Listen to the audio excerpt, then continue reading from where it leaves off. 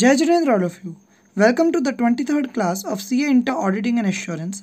Hope you have completed the earlier classes and revised them. Give your reviews and ask your queries in the comment section below.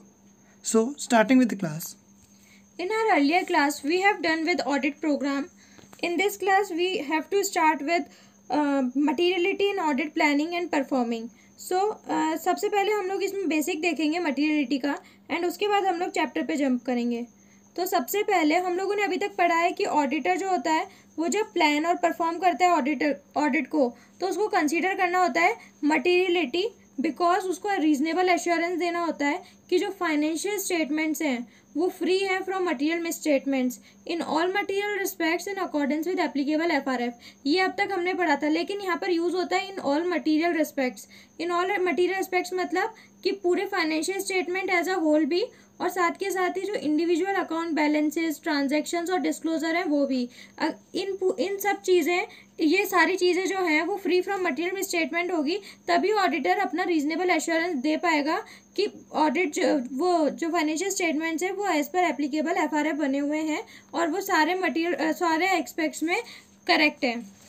उसके बाद यहाँ पर ये जो use हुआ है कि in all material aspects financial statement as a whole, individual account balance, transaction, disclosure, अब इनके बारे में उसको बताना है कि ये फ्री है मटीरियल स्टेटमेंट से. तो उसके लिए हम लोगों को पता होना चाहिए कि मटीरियलिटी क्या होता है. तो मटीरियलिटी जो होता है वो फाइनेंशियल स्टेटमेंट्स के लिए भी सेट करा जा सकता है और वो individual account balance, transaction, disclosure के लिए भी सेट करा जा सकता है. मतलब एक लेवल सेट होगा कि इससे ऊपर की जो चीज़ें हैं वो मटीरियल है, इससे नीचे की जो चीज़ें हैं वो इमटीरियल है, और उसके बाद मटीरियलिटी के बेसिस पे फिर वो अपना अकॉर्डिंगली ऑडिट परफॉर्म करके अश्योरेंस दे पाएगा.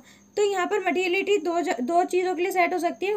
For the whole financial statements ये तो कंपलसरी कि उसे for the whole financial statements materiality level set करना होगा, लेकिन इंडिविजुअल अकाउंट बैलेंस और ट्रांजैक्शन एंड डिस्क्लोजर के लिए उसके पास ऑप्शन है कि वो सेट कर भी सकता है अगर उसको लगता है कि बहुत ज़्यादा सिग्निफिकेंट ट्रांजैक्शन, अकाउंट बैलेंस या डिस्क्लोजर है. तो अब यहाँ पर मटीरियलिटी सेट तो करेगा, लेकिन मटीरियलिटी सेट कैसे होती है, तो मतलब मटीरियलिटी डिटरमाइन कैसे होती है. मटीरियलिटी एफआरएफ में भी डिफाइंड हो सकती है, मतलब कि फाइनेंशियल रिपोर्टिंग फ्रेमवर्क भी डिटरमाइन कर सकता है मटीरियलिटी को. जैसे कि अगर हम लोग एग्जांपल लें तो शेड्यूल 3 में materiality level of expenses defined है कि अगर एक्सपेंसेस 1% ऑफ रेवेन्यू और 1 lakh whichever is higher, अगर इस अमाउंट को एक्सीड कर रहा है एक्सपेंस का अमाउंट, तो उस केस में एक्सपेंस जो होगा वो मटीरियल हो जाएगा. तो यहाँ पर ये तो हो गया मटीरियलिटी जो एफआरएफ में डिफाइंड है. लेकिन अगर एफआरएफ में मटीरियलिटी को डिफाइन नहीं करा तो हम लोग मटीरियलिटी को कैसे डिफाइन करेंगे. कोई भी ऐसी चीज़ जो कि सिग्निफिकेंट है, इतनी सिग्निफिकेंट है कि वो यूज़र्स के डिसीजन को अफेक्ट कर सकती है अबाउट द फाइनेंशियल स्टेटमेंट्स, तो उस केस में वो चीज़ मटीरियल हो जाएगी. अब यहाँ पर हम लोगों ने देखा कि मटीरियलिटी फाइनेंशियल स्टेटमेंट्स और individual account balance, transaction, disclosure के सेट होती है और कैसे सेट होती है ये भी देखा.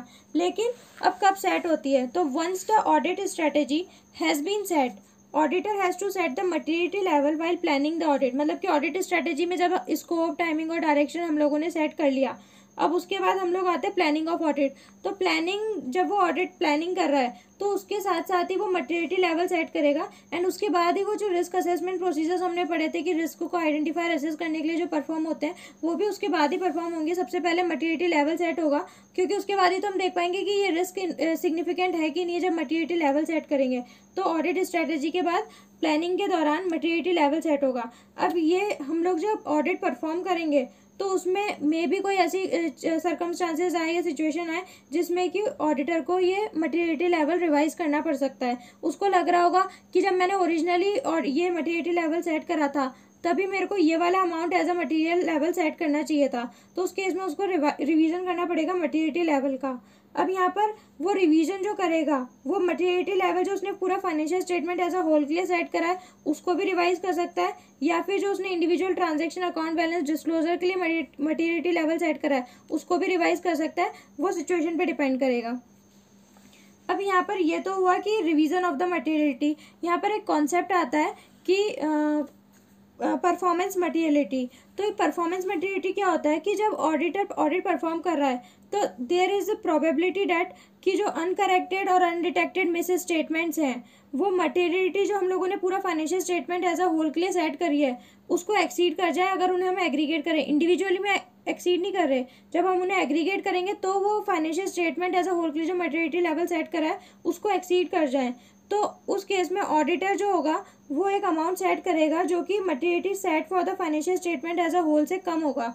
मतलब कि जो ओवरऑल बेसिस पे हम लोगों ने सबसे स्टार्टिंग में सेट करा था उससे कम लेवल सेट करेंगे, उसको बोला जाएगा परफॉर्मेंस मैच्योरिटी।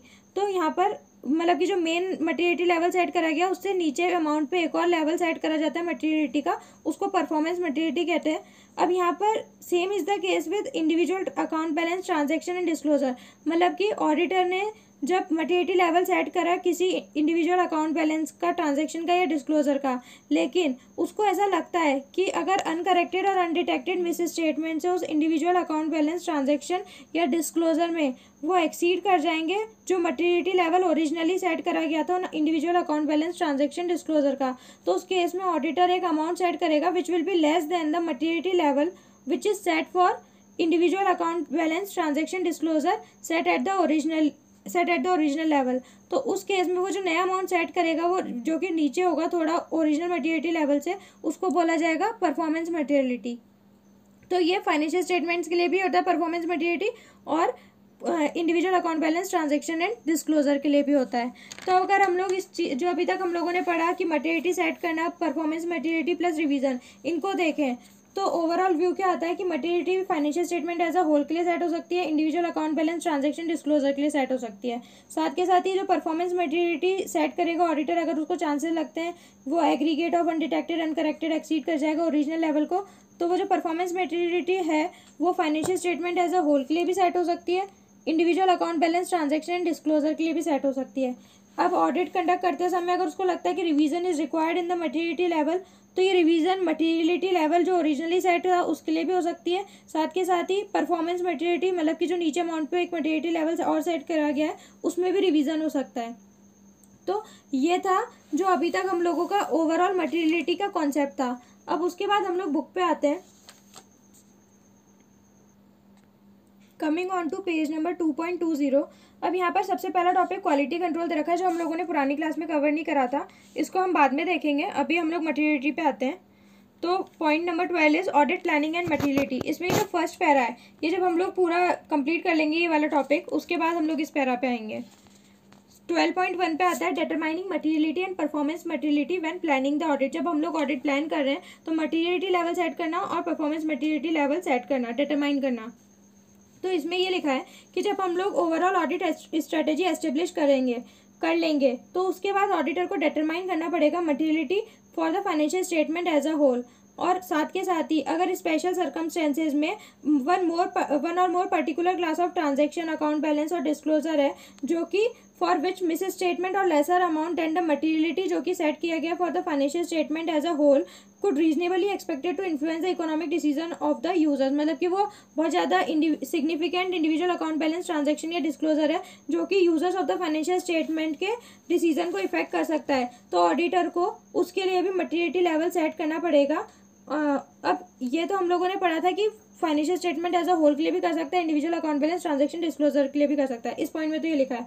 अब उसके बाद परफॉर्मेंस मैटेरियलिटी हमने पढ़ा था, तो performance materiality means amount set by the auditor at less than the materiality for the financial statement as a whole to reduce to an appropriately low level the probability that aggregate of uncorrected and undetected misstatements exceed materiality for financial statement as a whole.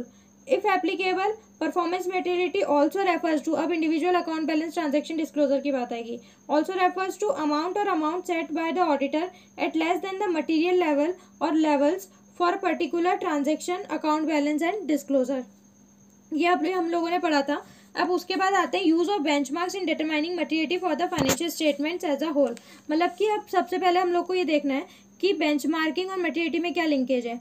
तो मैटेरियलिटी तो हम लोगों ने बोला था कि कुछ भी आइटम जो मटेरियल होगा अगर इस स्टैंडर्ड से मतलब कि सेटेड अमाउंट से ऊपर जा रहा है तो वो मटेरियल होगा, नीचे आ रहा है तो वो इमटेरियल होगा। लेकिन वो जो सेटेड अमाउंट है मतलब कि वो जो अमाउंट हम लोगों ने सेट करा है, स्टैंडर्ड रखा है, उसको क्या बोलते हैं? उसको बोलते हैं बेंचमार्क। मतलब कि वो बेंचमार्क से अगर ऊपर जाएगा तो वो आइटम मटेरियल हुआ। तो मटेरियलिटी कैसे डिफाइंड हुई? बेंचमार्क के बेसिस पे। तो बेंचमार्क के बेसिस पे ही ऑडिटर मटेरियलिटी और इमटेरियलिटी डिटरमाइन करेगा। और ये जो बेंचमार्क होते हैं ये दो तरीके से, मतलब ये जो स्टैंडर्ड या बेंचमार्क है ये सेट करे जाते हैं, या तो परसेंटेज की फॉर्म में और या फिर नॉर्मल फिक्स्ड अमाउंट की फॉर्म में। कि जैसे कि हम लोग एग्जांपल लेते हैं कि ऐसे 240 है, उसमें फ्रॉड डिटरमाइन है कि फ्रॉड जो होगा वो मटेरियल कब बनेगा, जब वो 1 करोड़ से एक्सीड करेगा। तो यहाँ पर 1 करोड़ क्या हो गया, एक स्टैंडर्ड हो गया, और इस स्टैंडर्ड को क्या बोलेंगे, बेंचमार्क। मतलब कि 1 करोड़ एक बेंचमार्क है, किस फॉर्म में, फिक्स्ड अमाउंट की फॉर्म में। ऐसे ही परसेंटेज की फॉर्म में भी हो सकता है। तो यहाँ पर लिखा है कि determining materiality involves the exercise of professional judgement. Materiality एक प्रोफेशनल जजमेंट है। उसके बाद a percentage is often applied to a chosen benchmark. Benchmark हो गया हमारा कि इतना अमाउंट, अब उसके बाद उसका परसेंटेज, मतलब कि बेंचमार्क हो जाएगा रेवेन्यू या प्रॉफिट, कुछ भी चीज़, और उसका परसेंटेज कुछ होगा। तो as a starting point in determining the materiality for the financial statement as a whole, factors जो कि अफेक्ट कर सकते हैं इस बेंचमार्क को, मतलब कि जो हम लोगों ने बेंचमार्क सेट करा है या करेंगे कि मतलब कि रेवेन्यू का इतना परसेंट जो हुआ ये अपना स्टैंडर्ड हो गया। अब उसके बाद ये जो बेंचमार्क सेट करा है ये किन किन फैक्टर से अफेक्ट होगा।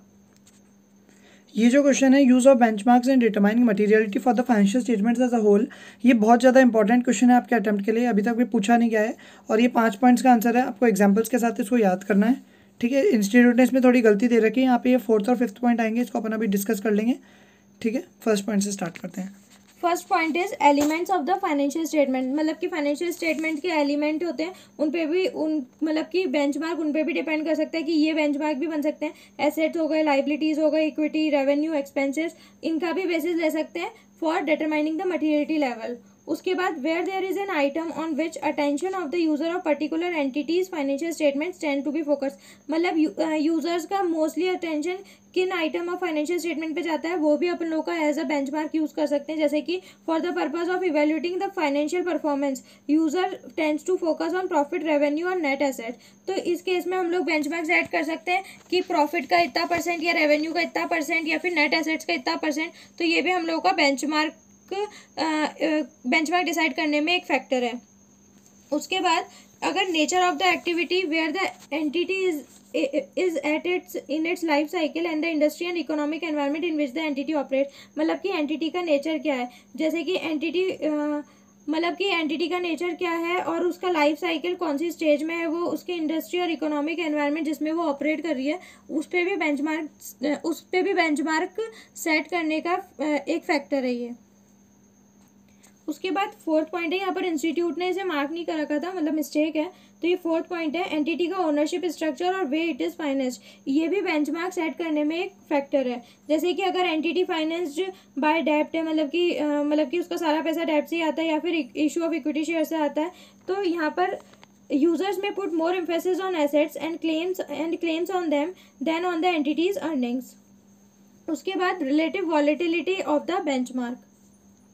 वॉलेटिलिटी का मतलब होता है फ्लेक्सिबिलिटी, कि कितना फ्लेक्सिबल जो हम लोग बेंचमार्क सेट कर रहे हैं वो कितना ज़्यादा फ्लेक्सिबल है। फॉर एग्जांपल अगर हम लोग रेवेन्यू को ले लें तो ये बहुत ज़्यादा फ्लेक्सिबल है, डे बाय डे रोज़ चेंज होगा। तो हम लोग इसके ऊपर अपना, अगर हम लोग मटीरियलिटी इसका परसेंटेज रखना चाहते हैं रेवेन्यू का, तो भी हम लोग इसको रख सकते हैं, ये भी एक फैक्टर बन सकता है। We are winding up this class here. Hope you are liking these videos. Subscribe the channel and press the bell icon so as to receive the notifications of our new videos.